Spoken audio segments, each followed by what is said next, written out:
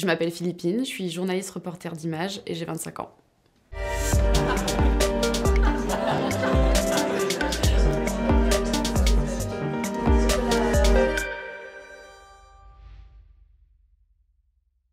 Je suis déjà allée au rendez-vous de l'histoire dans le cadre de ma formation en école de journalisme à Tours.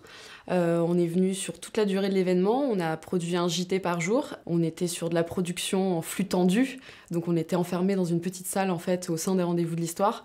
Donc on était vraiment au cœur de la machine, et donc quand on sort et qu'on est au cœur de l'événement, ça grouille de partout, il y a énormément de débats, le salon du livre, voilà, il y a énormément de monde qui y passe, et ça permet de rencontrer beaucoup de gens en fait.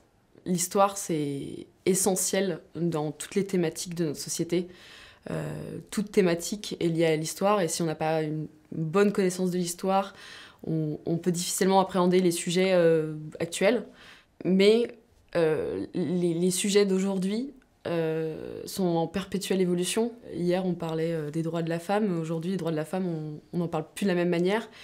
Et donc, l'histoire est un bon socle, mais peut-être qu'il pourrait être enseigné de façon différente pour qu'aujourd'hui, on puisse vraiment mieux comprendre les enjeux de société. Et je pense que dans l'éducation, l'histoire doit être vraiment une base solide pour chaque enfant, pour pouvoir appréhender ensuite dans la vie d'adulte ou la vie future les sujets de société qui grouillent autour de nous, quoi. Et je pense que ça peut se perdre au fur et à mesure des générations. Et je trouve que d'ailleurs les rendez-vous de l'histoire, c'est un bon événement, un événement important pour pouvoir tous les ans remettre le sujet sur la table. Et je pense que le thème qui devrait être abordé de nouveau au rendez-vous de l'histoire, c'est la question des femmes dans l'histoire.